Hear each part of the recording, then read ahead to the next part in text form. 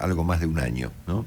Él asumió el 25 de septiembre del 2018 y duró hasta, bueno, presentó ayer su renuncia, con fecha, obviamente, 10 de diciembre del 2019. Obviamente Guido Sanleris es un ejemplo elocuente del final del gobierno del presidente Macri, que termina no solamente con cadena nacional, sino con cepo, ¿no? Bueno, y quedará para la discusión posterior cuánto podía hacer Sanleris en este año final, siendo que, bueno, las circunstancias que rodearon a su gestión han estado muy marcadas por un contexto de crisis en la vida económica y política de la Argentina. Aún habiendo cerrado una gestión bastante triste, digamos, creo que Sanleris dejó un aporte, ¿no?, en su renuncia, que me parece interesante. A ver, es una obviedad lo que él planteó, pero una obviedad tal vez necesaria, sobre todo de cara a lo que viene, ¿no? Acá tengo la carta de la renuncia de Sanleris y tengo una frase que él dijo ayer cuando presentó su renuncia públicamente, que quiero subrayar especialmente. La renuncia dice así: Estimado señor presidente Mauricio Macri, me dirijo a usted con el objeto de renunciar al cargo de presidente del Banco Central de la República Argentina a partir del 9 de diciembre de 2019. Ha sido un honor liderar el Banco Central durante este periodo tan complejo y contar con su respaldo permanente. Valoro también el espacio de trabajo coordinado y respeto mutuo que pudimos construir con funcionarios del Poder Ejecutivo, en especial del equipo económico. La tradición en Argentina es que al elegirse un nuevo gobierno, este designe también a nuevas autoridades del Banco Central. Subyacente a esta tradición, atípica en otros países del mundo, creo que se encuentra la falta de un consenso básico acerca de la importancia de construir una moneda sana y especialmente acerca de cómo lograrlo. En este contexto, considero que mi renuncia allana el camino para que el presidente electo cuente con libertad para designar a quien crea adecuado para implementar su plan económico. Espero haber contribuido a que nuestro país haya transitado estos tiempos difíciles del mejor modo posible y asentar las bases para un futuro mejor. Agradezco la confianza depositada en mí para desempeñar esta tarea.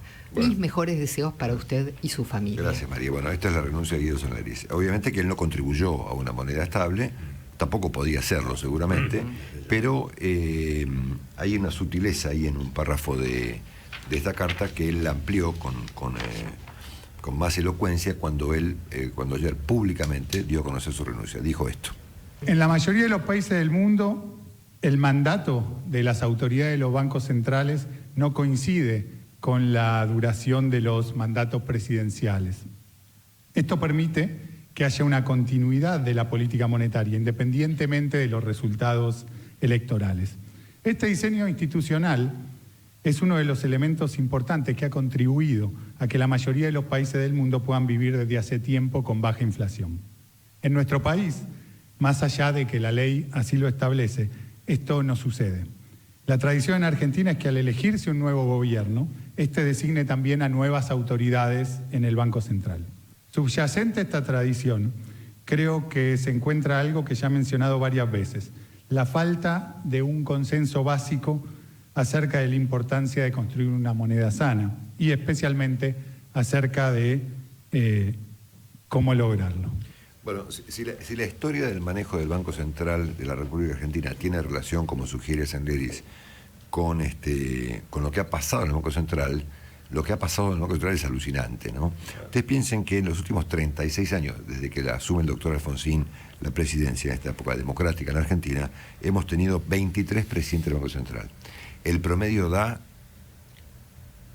algo así como 1 año y medio por presidente, ¿no? Hubo algunos duraron más, Redrado duró 6 años, ¿no? Pero otros duraron días, ¿no?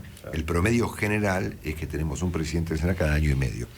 El doctor Alfonsín, que arrancó su gestión con el economista Enrique García Vázquez como presidente del Banco Central, culminó con 5 presidentes. Alfonsín, en un mandato que duró algo menos de 6 años, tuvo 5 presidentes. Menem tuvo 7. De Egidio y Anela, cuando arrancó, hasta Pedro Pou, cuando terminó, tuvo 7 presidentes del Banco Central. En dos periodos de gobierno. Pero tuvo 7. Claro. 7. Uno por año. Bueno, el último de ellos, Pedro Pou, compartió él quedó, y cuando asume de la Rúa, que tuvo dos, una parte fue del que había dejado Menem, que era Pedro Po, y termina con Roque Macarone, que había sido una autoridad importante en un banco privado, en el Banco Río en aquel momento, al frente del Banco Central. Duhalde, en algo menos de 2 años, tuvo dos, Blecher y Piñanelli. Los Kirchner tuvieron 5 en 3 periodos, ¿no?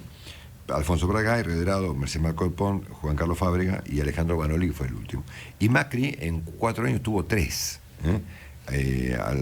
Federico Sturzenegger, Luis Caputo y finalmente el Guido Zanelli, que renunció en el día de ayer. O sea que me parece que esta especie de estadística que acabamos de presentar, básica, no solamente confirma lo que ayer planteaba Sanleris en su renuncia, sino que es muy elocuente respecto de lo que pasa con la moneda, que es el asunto sobre el cual trata, obviamente, el Banco Central de la República Argentina.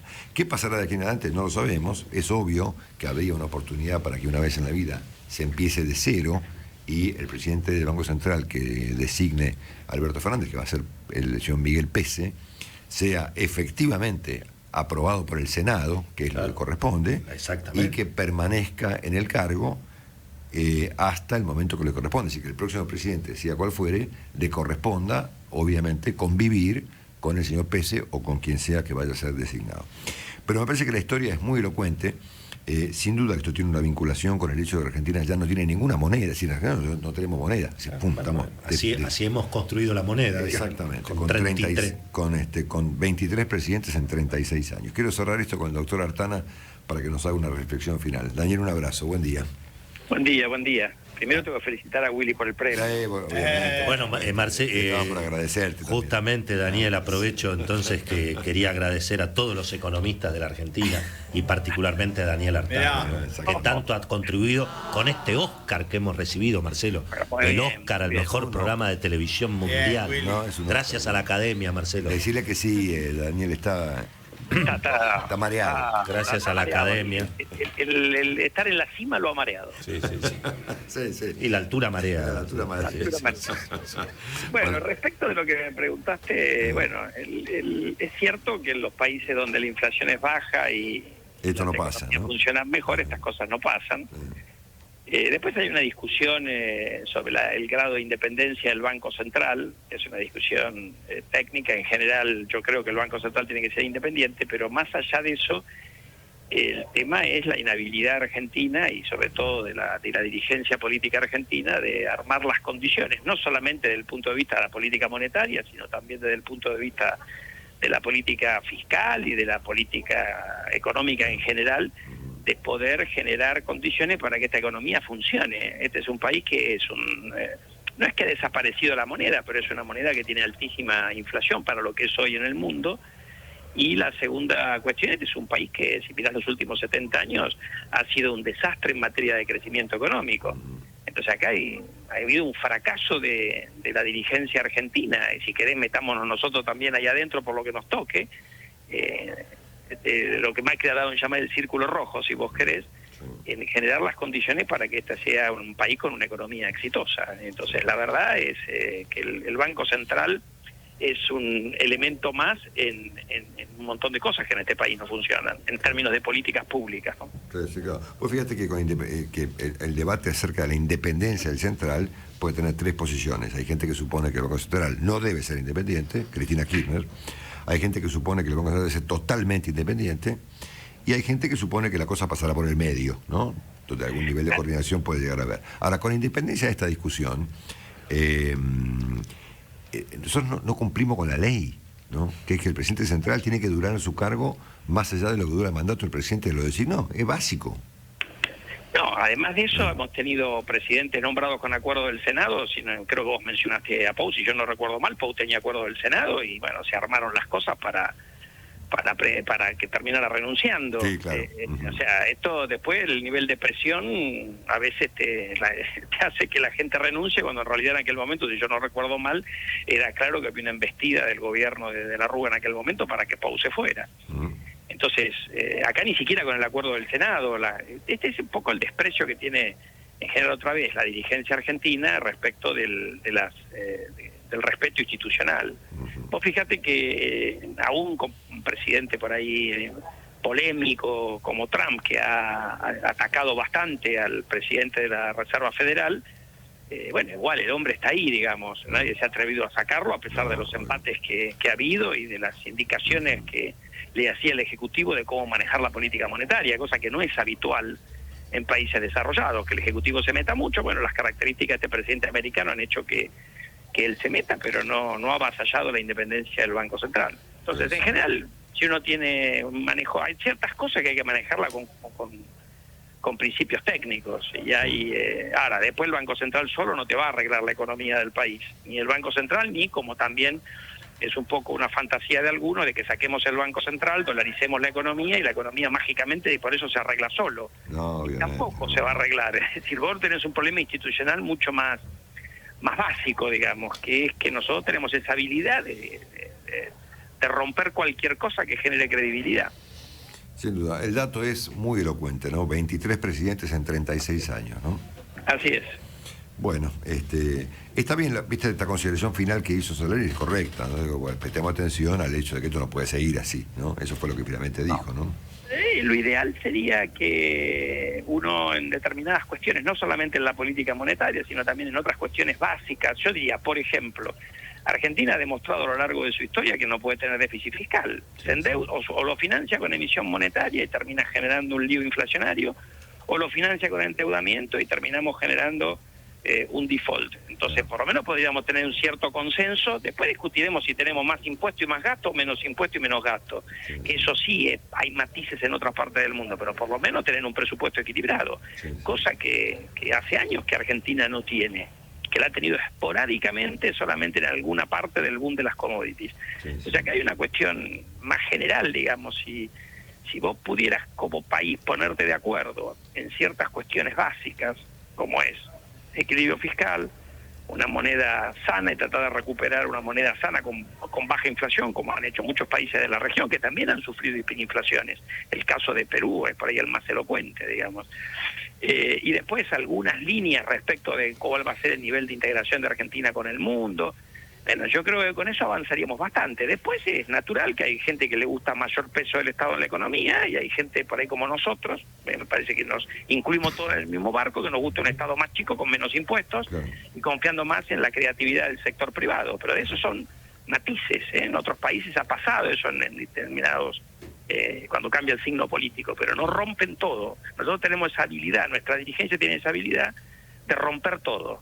Entonces me parece que si aprendemos, ahí podemos generar una oportunidad. Sí. Pues fíjate que el promedio, nada, esto es anecdótico, ¿no? El promedio de duración de un presidente de la Reserva Federal Norteamericana, que es el Banco Central de Estados Unidos, es de 8 años, ¿no?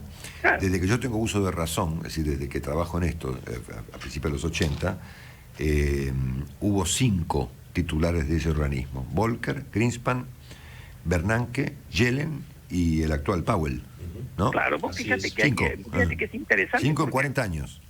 Has mezclado gente que tiene gran prestigio académico antes de asumir, por ejemplo, de los últimos 3 que mencionaste, sobre todo Bernanke, digamos, y Yellen y Powell también, y gente que tiene menos pergaminos, o tenía menos pergaminos económicos, y sin embargo se ha ganado un gran respeto. Así que ni siquiera se necesita que sea un economista con perfiles académicos, necesita gente que respete o que haga lo que tiene que hacer. Vos acuérdate que la Fed en Estados Unidos tiene mandato dual, no es solamente baja inflación, sino que tiene baja inflación y actividad económica, con lo cual hasta vos podrías tener esa, pero lo hacen con un criterio profesional, no que vos tenés inflaciones altísimas o recesiones altísimas, digamos. Sin duda. Daniel, gracias por desarrollar este comentario. A ustedes, por llamarme. Un gran abrazo. Daniel Artana con nosotros.